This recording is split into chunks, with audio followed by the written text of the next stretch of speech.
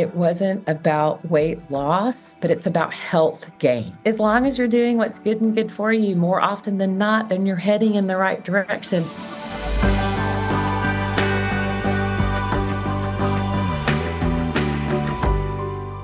Hi, welcome to Resonate, Conversations and Life Lessons from Rancho La Puerta. I'm your host, Barry. I don't know about you, but I've heard the saying over and over again, you are what you eat. But more and more evidence points to that is true. What we put into our bodies is such a big part of our well-being. Here at the ranch, we are so fortunate that we have our own organic farm. Most of the vegetables and fruits that we serve our guests are harvested on a daily basis. The ranch serves eggs, we have chickens on our organic farm, dairy, and fish, besides lots of fresh fruits and vegetables. Sometimes it's thought that you have to sacrifice taste and excitement to eat healthy. That doesn't always have to be the case. It is the case if you're eating at my house. But here at the ranch, that is not the case. We have our own cooking school located at the organic garden, La Cocina que Canta, and each week we host a guest chef from all around the world that teach our guests how to cook and eat healthy, delicious meals. My guest today is one of those chefs, Virginia Willis. She's a French-trained, James Beard Award-winning cookbook author from Atlanta. She has written 7 cookbooks, is a TV and video personality, a content creator, a motivational speaker, and a social media influencer. She has created her own brand, Good and Good For You. The Chicago Tribune calls her one of the 7 food writers you need to know. Virginia walks her talk. In 2019, she lost 65 pounds, and she has maintained this new weight and a new healthy lifestyle. Let's learn how.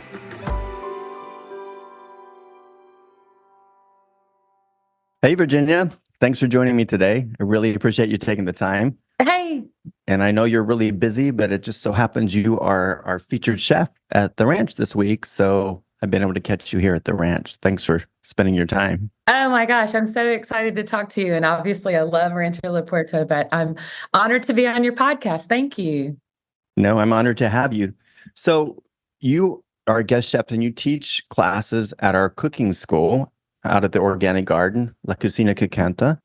And you teach for our guests, and you also do a meal. What's it like to cook out at our cooking school? Well, first of all, La Cucina que Canta is one of the most beautiful kitchens I've ever been in, and I've been in a lot of kitchens. So we start there.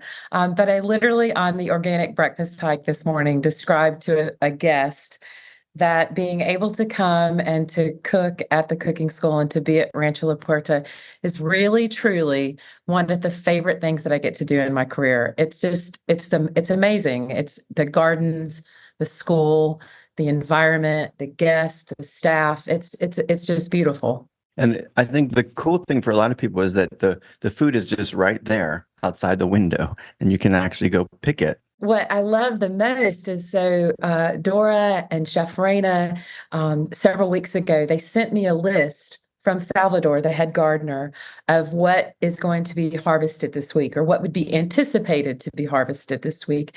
And so the guest chefs are actually able to design the menu completely around what's coming out of the garden. And so literally almost everything on the menu is freshly harvested from the garden. And the freshness of the food, the quality of the food, the taste of the food is just so much better. Yeah, when I eat out there, I'm just always blown away at the difference than if I just go to the grocery store and buy stuff. Oh, it's 10,000% different. So you're from Atlanta, is that correct? Born in Augusta, but I live in Atlanta now. So yes, I'm a native Georgian. A native Georgian. So what inspired you to become a chef? I've always loved to cook, Barry. So I have some of my earliest memories are being in the kitchen with my mother and my grandmother. And unfortunately, I don't have a photograph of it, but my grandmother had a double basin steel sink, and she would put me in one side of the sink and like shell peas in the other. So I feel like I've been in the sink almost since birth. And my grandmother was a phenomenal Southern cook. My mother is still with us. My mother is a phenomenal cook. And it's always been my happy place. And I'm fortunate that I was able to turn my passion, my purpose, and the way I make my living are all rolled into one. I feel very gifted and blessed with that.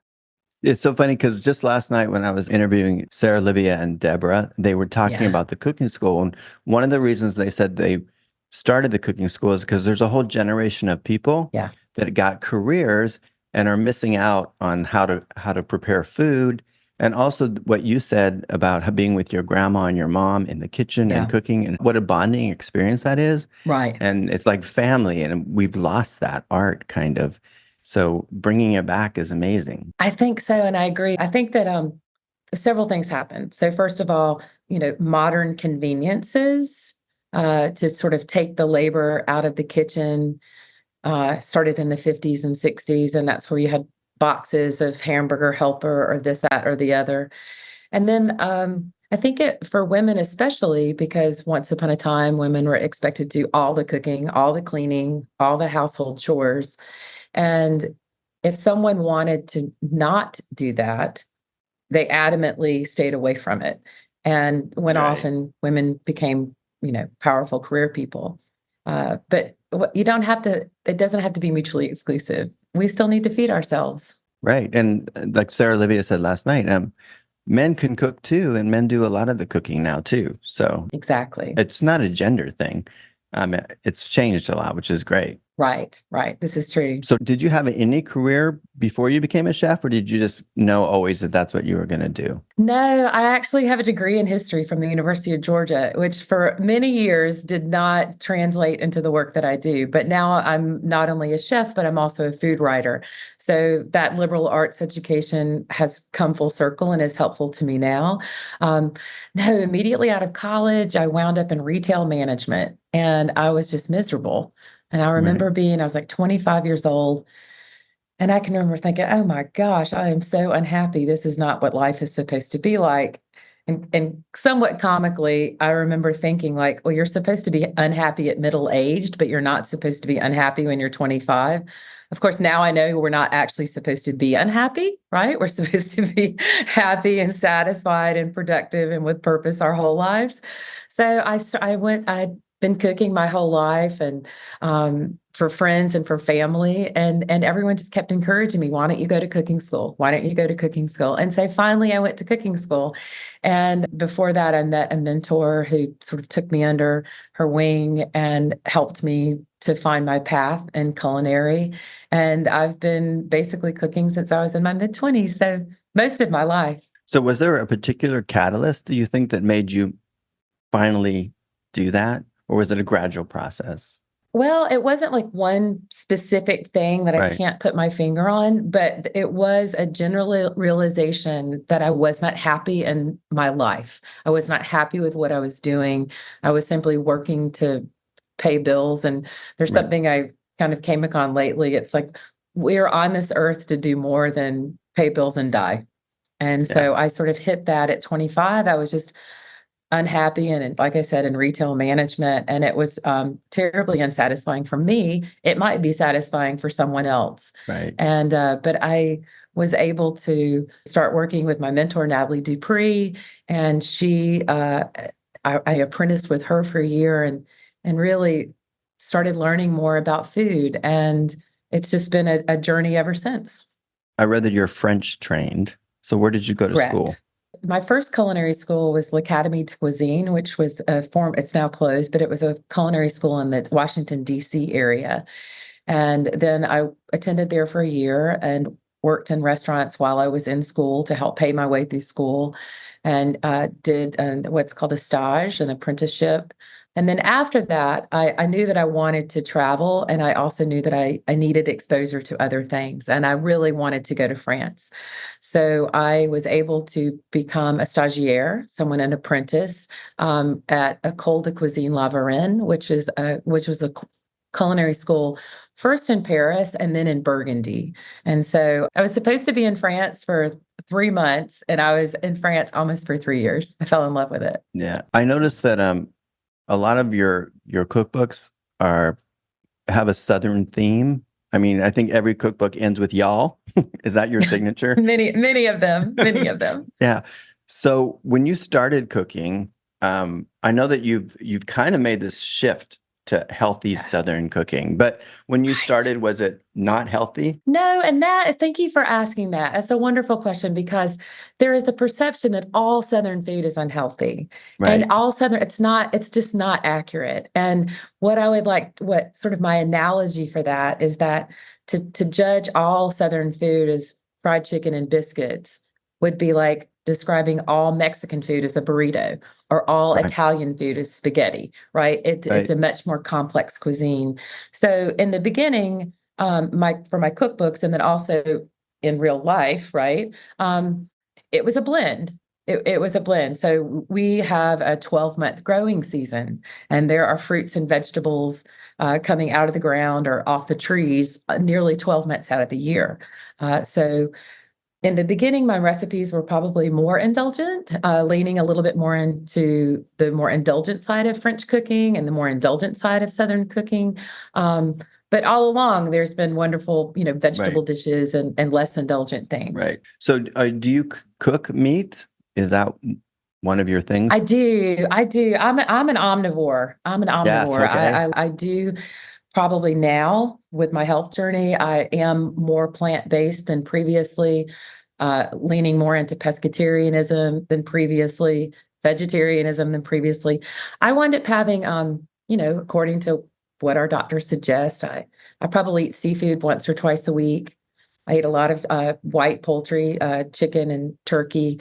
And then I do eat red meat, but I usually eat red meat about once every week and a half or 2 weeks. Right. I try to moderate it. Right. But I don't miss it. It doesn't feel like deprivation. It's just the cycle that my eating habits have evolved to. Right. So you won a James Beard Award as I'm a sorry, I didn't hear you. well, I'm teasing. it's for being a cookbook writer, correct? So Correct. I hear James Beard all the time, and I hear that and Michelin star. Those are the only two things I Right. hear about Yeah. the food industry. But who is James Beard, and why is that such a big award?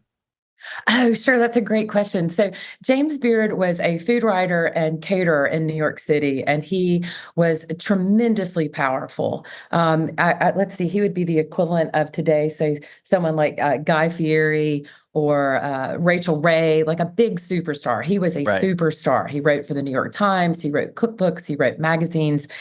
He was actually from the West Coast. Um, and he was hugely influential. And when he passed away, the James Beard Foundation was eventually formed. And it really is a James Beard Award is the sort of like the cooks, the culinarians version of an Oscar. So Right. that's our highest award. And so James Beard Awards are given to cookbook authors like myself, restaurateurs, people who own restaurants, sommeliers. There are many different awards under the James Beard Foundation. They have a James Beard podcast award, Barry. So we Do have to they? try for that. I'll try for that. Yes.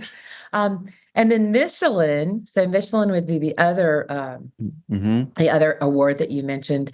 And Michelin is fascinating. So, are you familiar with Michelin car tires? Of course. Like the tire on a Yeah, car? yeah, yeah, Okay, yes. okay. So, when Michelin car tires started, when they started producing tires, they developed a restaurant guide to encourage people to drive. Oh, So what would they do? They would wear their tires out. And it right. eventually evolved into this. It is the most prestigious and most serious awards. Like, so you'll see something's a 5-star or 4-star. Well, the Michelin 3-star is the top. And so there are stars for restaurants, and then there are also restaurants that get a nod. And in fact, Chef Raina, Chef Raina and her husband, their Right. restaurant here in Tecate has received a Michelin star. That's I know it's tremendous. amazing. It is tremendous. It's tremendous. It's Right. tremendous. Do individual people get Michelin stars, or no, it's just for the restaurant? It is for the restaurant. So, for example, if a restaurant receives a Michelin award, the chef doesn't take it. He or she does not take it with them. Right. It is the restaurant because, and you'll understand this, like being in hospitality here at the ranch, it's a group effort. Right. right? It's not just the chef, it's the sommelier. It's not just the chef and the sommelier, it's the maitre d', it's the Yeah. wait staff, it's the people who clean the Right. forks. I mean, it's a multi-purpose, effort event. Yeah. My roommate works at a 3 Michelin star restaurant in San Diego, actually. So Wow. yeah. Yeah. That's high cotton. Yeah. He's the head sommelier. Is that how you say it? Sommelier. Yeah. Sommelier. Yeah. So it's very cool. So you got to work with some notable chefs. Yes. I'm curious, your cookbook writing probably comes from your background in history and being a good writer. Is that what kind of edged you towards the writing the cookbooks and along with being a chef? Yes. So it's interesting. My first job cooking was actually on a TV cooking show. So I think that when people hear the word chef, they automatically think restaurateur. But the culinary world, the culinary profession is actually quite vast. So my first job was on a TV cooking show, working for a woman behind the scenes as an apprentice in the kitchen. Because if you're watching a TV cooking show, someone has to put the ingredients on the counter. Someone has do all to the prepping and exactly. Someone has to make those cookies that are being pulled out of the oven. So my first job cooking was there. She also wrote cookbooks. So my introduction was through more of the media side, the food writing and media side. So I have worked in restaurants, but much of my career has been more on the media side of culinary. Yeah, I noticed that. And was that a conscious effort or decision or not really? It just kind of happened organically. No, it was a conscious decision. Even though I've worked in restaurants, and sometimes it's a bit it's interesting because people are like, oh yes, I'm sure it's so stressful to work in a restaurant. And well, my answer to that is if you want to see stressful, then try telling Martha Stewart that you don't have what she needs at 7 o'clock in the morning. Right. That my friend can be quite stressful. So it's the work that feeds us. And not Right. feeds our belly, but feeds our heart, right? So I always enjoyed that, and I've always enjoyed the creativity and just that particular niche. So it was a decision. The woman that mentored me, the woman that I worked for in France, coming back to the States and working for Martha Stewart, working on The Joy of Cooking. It was. I'm a pretty intentional person. Yeah. Yes. So do you have any fun little stories about working on Martha Stewart or with Natalie Dupree that you're willing to share? I know. I have to be careful about the Martha stories. Yeah. No, I think the thing about the one of the best things about Martha Stewart, working with Martha Stewart, is that she's an incredibly inspiring person. She really does want to learn something new every day. The people that I worked for and worked with at Martha, everyone super talented. You have all the tools that you need to do your job. You have the access to the best possible ingredients. And we were well compensated, right? So it was Right. like really just the trifecta of everything you want in a job. Right. Stress level pretty high. Yeah, I can imagine. But there's a payoff, right? Like there's a high expectation. One of my favorite stories about Martha, we were able when President Clinton was president, when I was working for Martha, and we did a luncheon for President Clinton. And I had peaches shipped from Georgia. I had salmon caught for me and sent from Alaska. Like I called the fisherman up and said, I need some salmon for a luncheon. They went out that afternoon, caught it, shipped it to me that day, and I had it less than 24 hours later. Yeah. To serve to the president. So a lot of really wonderful experiences cooking in those kitchens. Yeah, I mean, I might like to cook if I had that kind of power and I could just call up and say, Right. hey, Right. I would love to have this delivered. Yeah, it's not always rosy, but yeah.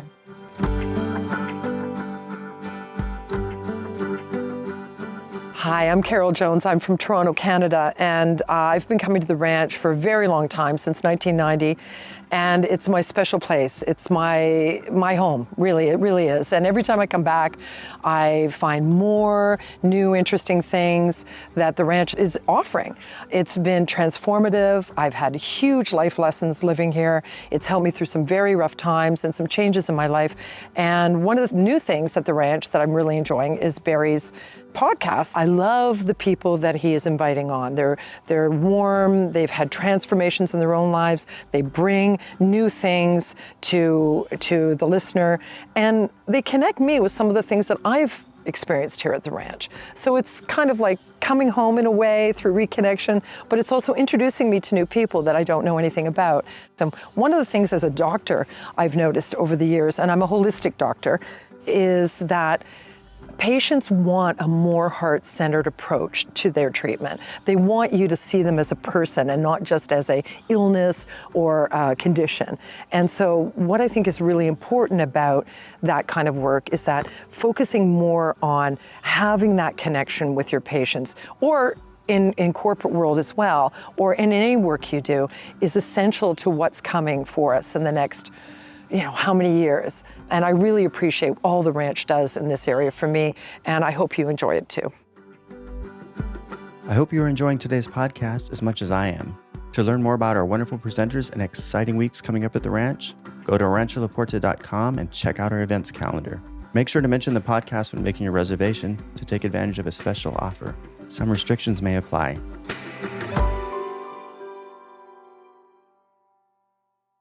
So do you aspire to have your own show? Well, I have, and I have to tell you, I was green-lighted for a PBS series on WGBH several years ago, and we were not able to secure funding. And it was a tragedy, and it was one of the hardest things in my career. It was a dream that I had my whole life, and having been in food television for many years, so not being able to achieve that goal was devastating. I won't deny it. It was really devastating. But at the end, the takeaway that I have from that is that if you don't try, you're guaranteed to fail. If you don't try, you'll never know. And so now I just have a different attitude about it. And it's not to say that it still isn't exist in the ether as something as a dream.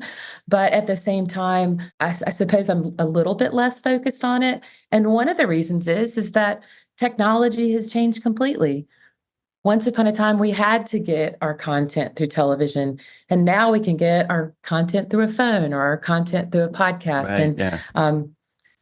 There are many different ways to share messages now. That's true. So now you have is it a new cookbook, or it's a revised version of a cookbook? Yeah. What is that? Tell us about that. So thank you. My first cookbook was called Bon Appetit, y'all. And so you've got the y'all there and the French and the Southern. And I love it. I love it too. It really encapsulates my style of cooking. So I'm French trained and Southern, and it may not seem that they're similar, but country cooking is sort of country cooking pretty much around the world, right? So it sounds fancy. It's coq au vin. It's not coq au vin, it's chicken stew. It sounds fancy. It's boeuf bourguignon. It's beef stew.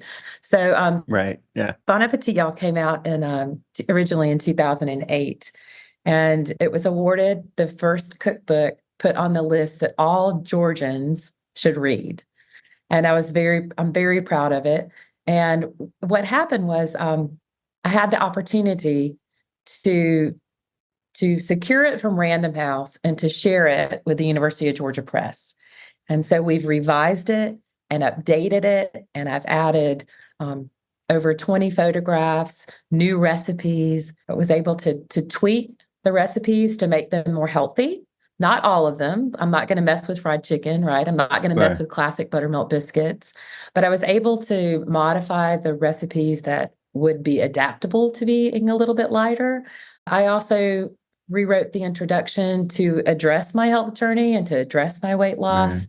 And it comes out in October 2024, and it's Mediterranean diet with a Southern accent. I love that. Love it. So do you have a favorite meal? Well, I can't deny that I do. I do say that Southern food is more than fried chicken and biscuits, but I mean, come on, my gosh. Fried chicken and biscuits.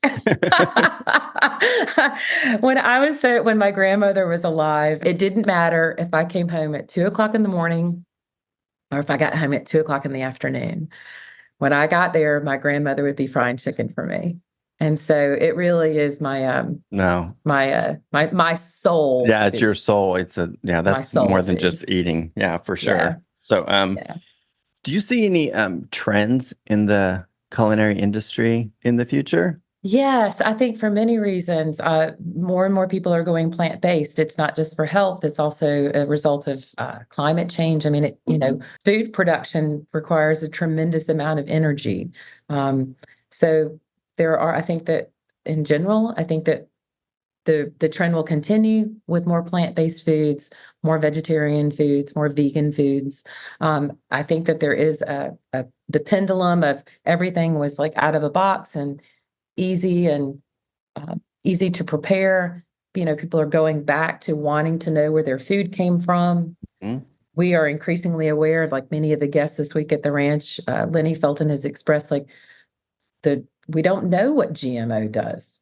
Like we don't really understand like the Right. long-term implications. So I believe that there's going to be a continued merge of and a return to food as medicine. Yeah. I love that. So I want to talk about your personal journey too, because in 2019, you lost 65 pounds. That's a significant amount of weight. Yes, sir. And then you've kept it off and you've kept your new lifestyle. So what was the catalyst in 2019? What happened and how did you do it? And how do you maintain it? Thank you. 2019 is when I sort of hit the 65. So I did it slowly, but where it really started was I had written a book several years ago called Lighten Up, Y'all, which was great. And I had wanted to lose 50 pounds, but I never could quite lose 50 pounds. I got to 40. And I realized now that I was dieting and I was just watching what I ate. And so actually a media company approached me. They wanted to feature me. It was Weight Watchers. They wanted to feature me in their magazine. And I had gained some of the weight back. A lot of life had happened. My partner at the time had cancer. Her parents moved in with us. It was very stressful. And so I had lost 40 pounds, but then I gained a lot of it back. And I once again just realized I am unhappy. I'm unhappy in my body. And so Weight Watchers wanted to feature me. And I said, no, I've gained some weight back. It's not a good idea. And they sort of kept pushing.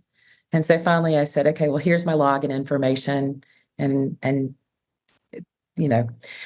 well, they ghosted me and they didn't write me a little note back saying, yes, you're right, you're too heavy or whatever. And it shamed me. It was a terrible shaming. Mm-hmm. And I realized I needed to do something. And that was a very much, I can put my finger directly on that was the kicker that made me want to change my life. So I was overwhelmed with the concept of losing 65 pounds. That's a lot of weight. Mm-hmm. And so I just decided that I wanted to head in the direction of healthy and strong. Mm-hmm. And I started exercising. I started incorporating things that I had learned at the ranch, right? Literally, truly, like, okay, this is it. And then what happened was that it changed. And I realized that it wasn't about weight loss, but it's about health gain. And so whereas I had been eating less to lose weight and exercising to lose weight, my whole world shifted. I quit dieting and I started living for how good can I feel? What is the best version of me? And that's how I kept it off. Yeah. I still eat indulgent things, but I just am more cautious. Yeah. I think to me, it sounds like it's a mental way of dealing with life, food, and being positive with yourself too. It has a lot to do with positivity. I really do. I practice journaling. I practice meditation. I have a concept that I'm working on called good and good for you. That's next on my list to talk about that. Okay, good. I love that. So it's like, it's as long as you're doing what's good and good for you more often than not, then you're heading in the right direction. It's like the always better here at the ranch, right? It's like, what can I do to improve? And we get so hung up on perfection. We get so hung up on like, okay, I've got to lose weight. I've got to eat this way. I've got to exercise. Right. I've got to exercise 7 days a week. And you've been in this industry a while. It's just not realistic. So tell me, is the good and good for you, is that a brand that you've come up with? Yes, it's a brand and it's still evolving, but at present, it is now just trying to encourage people. If a postmenopausal French trained Southern chef can lose 65 pounds and change her life, then I fully believe that someone else can too. And I also had a serious back injury that was re-aggravated, and I had to exercise my way out of that. It was complicated further by the fact that COVID, and I wasn't able to have the surgery. So I just sort of kept working in this direction of healthy and strong, and the little things added up. And so that is the basis of sort of good and good for you. As long as we're trying, as long as we're sort of heading in that direction of doing what is good and good for us, and that means mind, soul and belly, mind, body, spirit, that we can be the best version of ourselves. So how do people get on that? And what is that content? Is it you share, besides recipes, I'm sure you share other things too? So the best ways to find Good and Good For You newsletter is at my website, which is virginiawillis.com, and they can sign up. And I love it. I include in each edition is a healthy recipe that's easy, something that a home cook wants to make, that's not overwhelming, that's not daunting. I also share mocktail recipes. Reducing the alcohol consumption was a big part of my health journey and weight loss. I still drink, but I just drink less, and I'm just more specific and plan alcohol consumption as opposed to, hey, it's 5:00. Yeah. And then also with the newsletter, I have a best life living tip, a little self-care technique. And then I try to share someone that's inspirational, because we all need inspiration. I'm planning to feature Chef Raina. I think that she's incredibly inspirational. I love her spirit. So it's just a little quick read, because we're all so busy. We're all so busy. We're all inundated with content. I want someone to be able to pick up their phone, give it a scan through, and think, oh, that's an interesting looking tip. I want to click through. And so it's mostly links, but every edition includes a healthy recipe that someone can make at home. Right. Can you give me an example of a self-care tip that you have used that you've shared? So one of my favorite self-care techniques, it's just crazy. It's talking about, say, like lotion. Like we put on lotion. I mean, it just sounds so silly. But what I try to think about is it's part of a domino effect, or it's part of a web. So if you're trying to eat healthy and you're trying to take care of your body, as opposed to thinking that like putting on lotion is just something like body maintenance, it's actually part of self-care. And if you do the self-care, it can also transition into being somewhat ritual. And that ritual brings importance and purpose, and it transforms, and it just becomes part of the greater effort to be the best person that you are.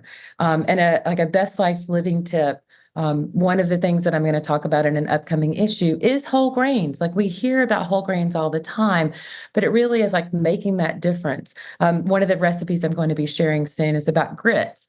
People think that grits are super unhealthy, that they're always butter and always cheese and always cream.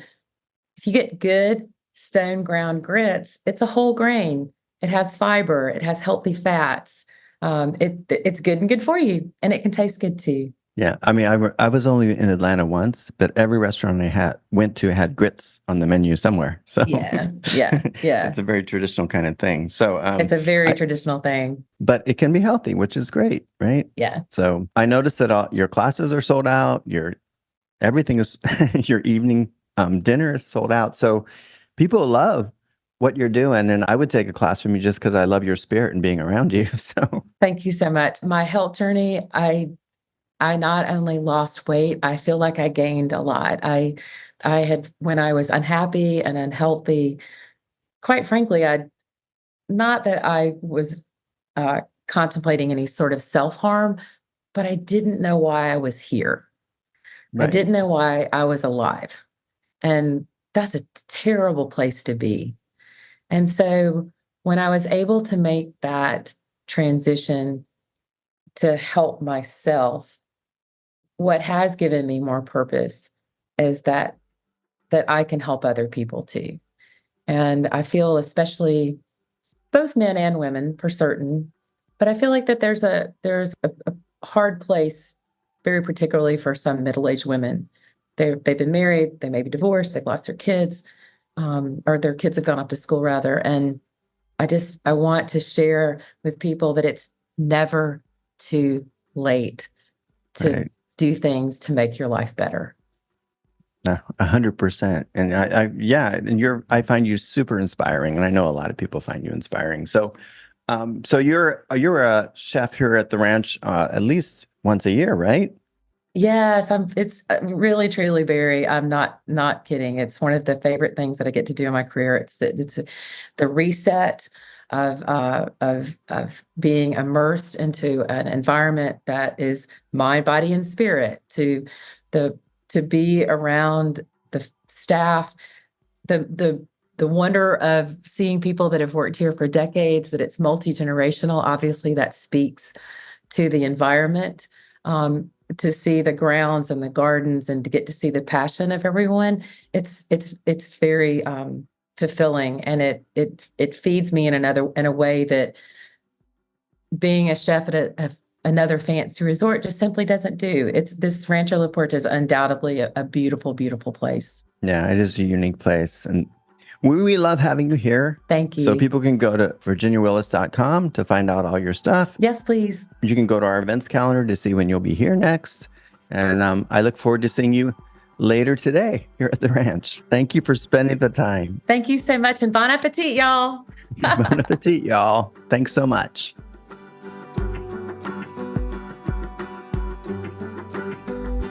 I learned some interesting things today from my conversation with guest chef Virginia Willis. For example, I learned who James Beard was and what the James Beard Foundation Award really means and why it's so important, especially in the cooking world. I learned what a Michelin star is and how it got started from Michelin tires. Who would have known? I had no idea. I also learned that Southern cooking, in my mind, I always think of it as deep fried and unhealthy, but it's not inherently unhealthy.